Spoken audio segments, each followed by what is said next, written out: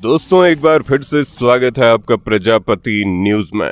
दोस्तों एक तरफ जहां हम राम जन्मभूमि में मंदिर बनने की खुशियां मना रहे हैं, तो वहीं पाकिस्तान के ऊपर अटैक हो रहे हैं, बम धमाके हो रहे हैं।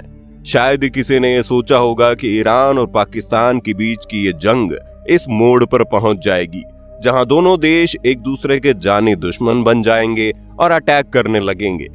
अचानक से हो रहे इन अटैक्स का कारण कोई नहीं समझ पा रहा है।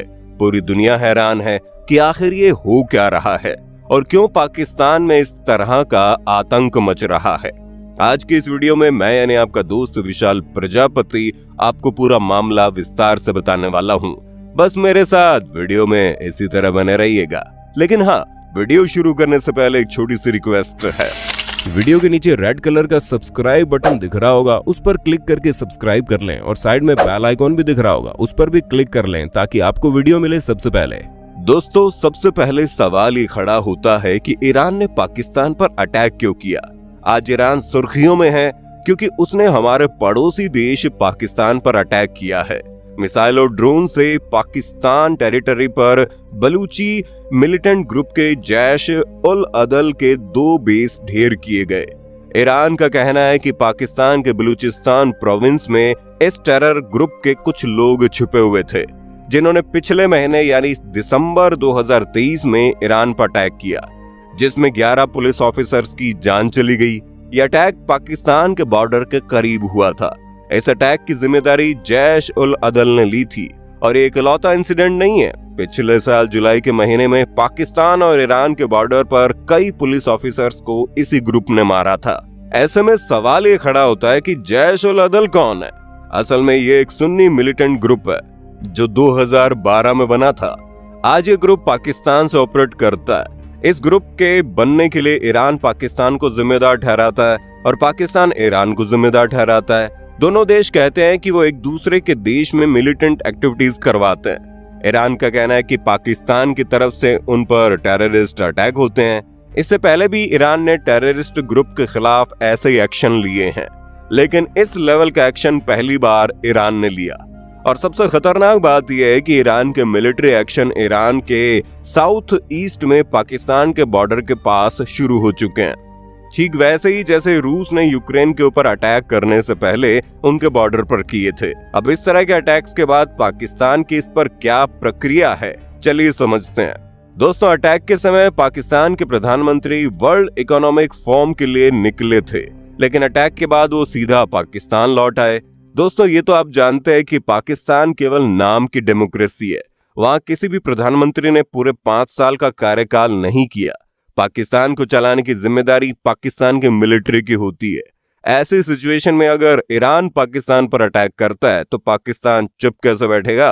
पाकिस्तान का कहना है कि ईरान ने टेररिस्ट पर ही नहीं बल्कि उनके नागरिकों पर भी अटैक किया है, जो कि सही नहीं है, और बदले के तौर पर पाकिस्तान ने ईरान के टेररिस्ट आउटफिट्स पर अटैक किया। दोस्तों अब पाकिस्तान क्या करना चाहता है ये तो किसी को नहीं मालूम, लेकिन सबसे पहले हैरान करने वाली बात यह है कि दोनों देशों के लीडर्स अभी अभी मिले थे।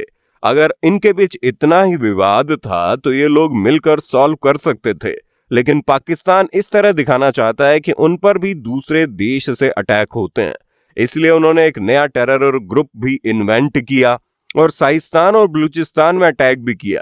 यह अटैक ईरान के लिए काफी डेडली मैसेज है, क्योंकि 1988 में ईरान इराक के बीच की जो जंग थी वो खत्म हुई थी, 8 सालों तक चली थी। इस जंग में लगभग 5 लाख लोगों की जान गई थी।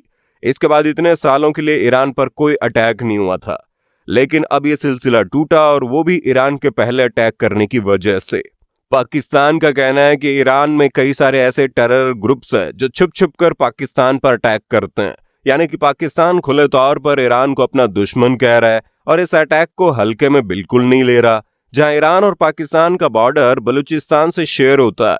आपको बता दें बलूचिस्तान बहुत समय से पाकिस्तान से अलग होना चाहता है।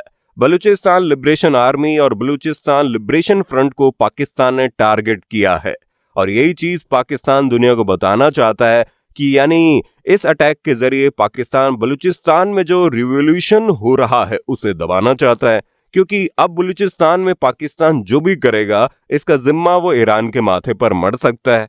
पाकिस्तान के पास बलूचिस्तान को रोकने का पूरा मौका है, क्योंकि अगर अभी पाकिस्तान में बलूचिस्तान को नहीं रोका तो हो सकता है भविष्य में पाकिस्तान 4 टुकड़ों में बढ़ जाएगा। ऐसे में आप ये समझ गए होंगे कि इन दोनों के बीच की जंग का कारण बलूचिस्तान में मौजूद टेरर ग्रुप है। लेकिन अब सवाल ये खड़ा होता है, दोनों देशों के बीच शुरू हुई इस जंग का परिणाम क्या होगा? क्योंकि दोनों ही देश न्यूक्लियर पावर है, दोनों ही की लीडरशिप अनस्टेबल है, दोनों ही देशों में पॉलिटिक्स डगमगाई रहती है, दोनों ही देश में आतंकवाद फैला हुआ है। और वैसे भी दोस्तों, जब दो देशों के बीच में जंग होती है ना, तो उस जंग को कोई भी हारता या जीतता नहीं है। दो देशों के बीच की जंग सिर्फ और सिर्फ तबाही लाती है, नुकसान होता है, लोगों की जानें जाती हैं। यही वजह है कि आज पूरी दुनिया ये चाहती है कि ईरान और पाकिस्तान आपस में न लड़े। यहां तक कि चीन भी यही कह रहा है कि इस बात को बढ़ाना नहीं चाहिए।